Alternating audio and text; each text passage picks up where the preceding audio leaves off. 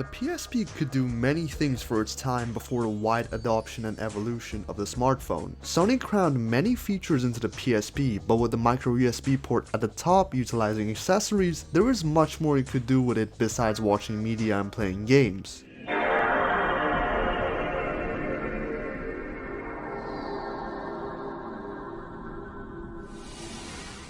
For example, there is a camera for the PSP. The 1.3 megapixel model is the one to go for, but it costs a pretty penny, most of the time as much as a used PS Vita, which is insane. You could always go for the cheaper one with a miserable 0.3 megapixel camera, just for the novelty of saying you own a PSP camera. Then there's the GPS module, which no surprise still works since it uses signals from the satellite rather than internet or a server. Bear in mind, you need to be in a region that has PSP maps supported, so don't just go buying one out of excitement until you're sure it works in your country. Or how about this one? The UMD disc wasn't enough to cover your movie cravings? Well, how about a TV tuner? If you live in a region that supports the 1 sec signal, then you're in luck. You can watch live TV on your PSP and record some shows if you have an official memory card. But the cream on top of the cake for me has to be the Talkman.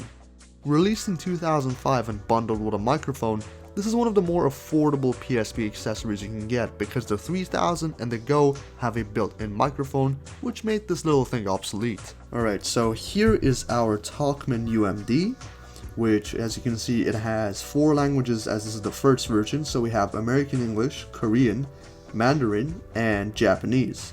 Now, I'm not going to be using the UMD because it takes quite a while to load, and honestly for anyone who wants to try this, I just highly encourage you to just dump your UMD onto your memory card. It's just a much better experience. As we can see on the back, already it seems like it's going to be an educational game. I believe we get to practice our pronunciation, the languages as well, seeing how well we can memorize the language that we prefer to practice, one of the 4 languages from here. Let's get it started on the PSP. Of course, the accessory I spoke about earlier is this one over here. This is the PSP 240. This is the microphone because the 1000 and 2000 didn't have a built-in microphone. The 3000, you wouldn't need this accessory to use the app, you can just use the built-in microphone. So every time the application is started, we're prompted to choose from the 4 available languages, and obviously we're just going to go with English. It's quite funny that over here it says, please use Talkman at your own risk. In no event shall Sony Computer Entertainment be held liable to the use and or any other person for any situation. Basically, they don't want to be held responsible if the translator doesn't help you in a situation, which is quite funny.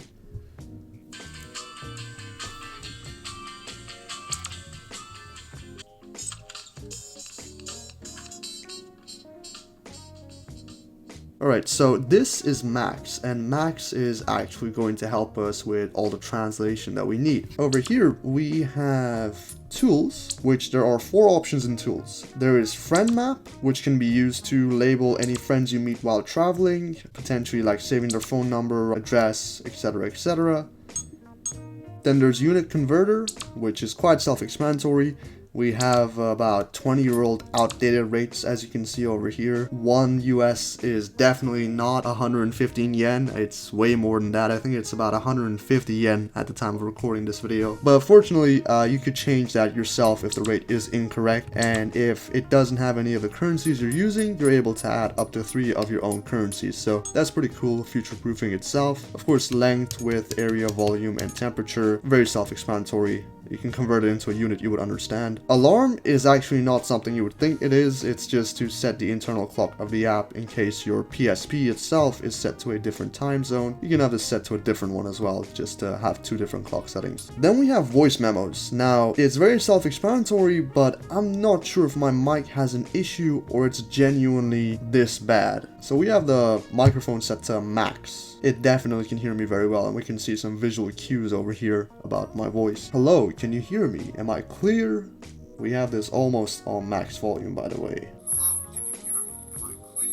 The thing is, I held that up close to the microphone. In a real circumstance, this is horrible. You cannot hear what I'm saying at all. Like, we'll put it at this distance and we'll try it once again. And imagine a scenario where it's really busy outside and there's a lot of people talking, there's a lot of noise going on. It's kind of useless. Don't get me wrong, it works, but it's not that good. I don't think it would really help you unless you can find a more quieter situation. Now, the meat and bones of this thing, talk mode. Leave it to me. Max is already very excited to help us translate. So we're just gonna go with Mandarin for this one. On the left, we have a specific set of scenarios. I believe this is for traveling. And on the right, it's basic conversation and just inquiries. So we're gonna go on the left first, and yeah, let's start with airports. Sounds like a more reasonable approach. So Max will also be placed in a similar scenario as to what you've chosen, and let's give this a try. Where can I check in? You'll probably find what you want to say here. There we go. So it actually picks up pretty good. I mean, considering I am in a quiet room, I'm not sure how well it would do outside. I'm gonna give that a try later as I will be traveling, but let's go with that one. Oh, and it gives you the option. It prompts us to show the ticket before Max says it, and we can choose for them to say if they could show it on the map, or we can have Max say it without it. We also have emotion level, which is Max's emotion. It's not actually how he will say it. He will appear very happy or very upset, but we're just gonna go with regular output. There we go, so that'll work like that. Now, what I find really annoying is there's no way by default to turn on a subtitle of what he says. So again, if you're in a noisy environment and the other person doesn't get it, you'd have to repeat it again, which forces it to write it on the screen, and now you're able to enlarge it and have it shown there. So I'm not too sure why this isn't an option by default. That is one of the downsides to it. What I did earlier using my voice, it's not necessarily translating what I said, but it's using an algorithm to match it to the closest thing I said. So for example, where's the bathroom? Well, do you see it here? Here, as you can see, we got where's the restroom? And then, where's the toilet? How's this? There we go, we got where's the restroom again. Say again? Sorry. Is there a toilet? Let's see. Like this? There we go. You see, it doesn't pick it up too well if you go off its script a bit. So, it's not perfect, but considering this thing is nearly 20 years old, you gotta cut it some slack. Fortunately, if you don't want to keep talking into the microphone or talking to Max every time you want to translate something, you could just press the R trigger and you can select from all the list of available translations Max can do for you. Of course, in a scenario where someone is asking you something instead, you can just press a triangle button and Max will be filled with prompts matching the relevant scenario that you're currently in that they could ask you. For example, let's see. Yeah, they could ask you if there's anything fragile in your suitcase, and if you don't understand it, you can give the PlayStation to them and have them choose the different options. So, let's go with that one. Is there anything fragile inside? Yeah, I think that's the part where, I don't know if 20 years ago it was normal to just hand your tech to other people, but you'd have to also assume they know how to use a PSP and they also know how to use the Talkman. So I feel like it's a bit of a hit and miss. It's still pretty cool considering the age of this tech. But let's try a different scenario. We can just press L to switch scenes. Let's go with, yeah, money. Let's see. Can have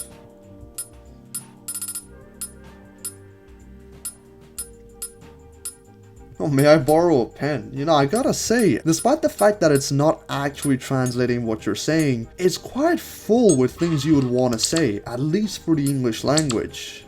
It pretty much would have nearly most of what you would want to ask. Let's see for the translation.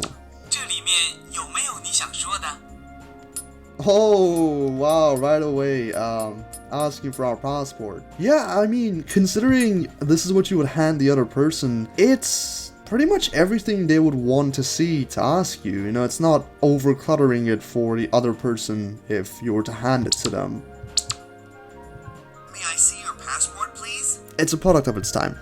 I find it pretty cool. I find it pretty fun. I'm gonna try to use it on my trip. I'm not too sure how useful it would be, but that's the Talkman. Let's try something else now. Alright, we'll go into game mode. So we got listening game and pronunciation game. Let's try listening game first. Let's go with Mandarin again. Roger. From now on, call me Professor Max.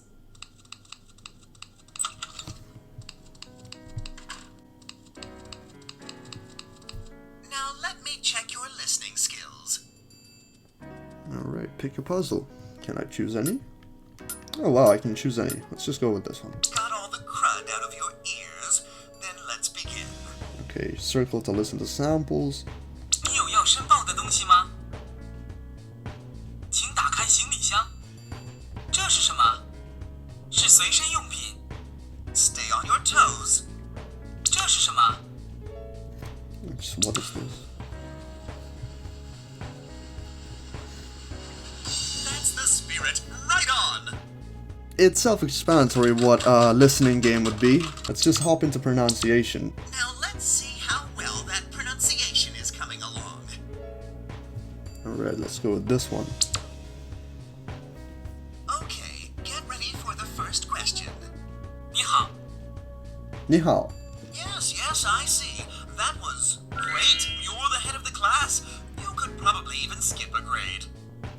I wonder if you can handle this one. 再见. 再见.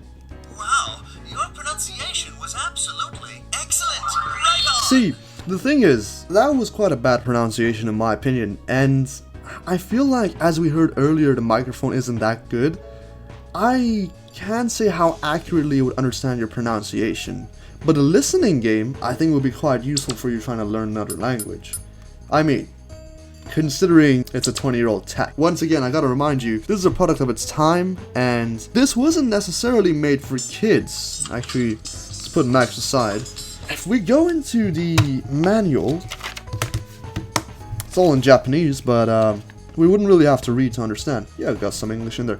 Anyway, it's showing that you could take a person on a date using Max, which, you know, as far as I'm concerned, they weren't really targeting kids with this one. It's an all-around educational app that can be used for all ages, which, I mean, it's pretty cool. It's fun to see that the PSP could do this much. Well, you know, live TV, photography, and now your translator. Anyway, that's it from me. Take it easy, everyone.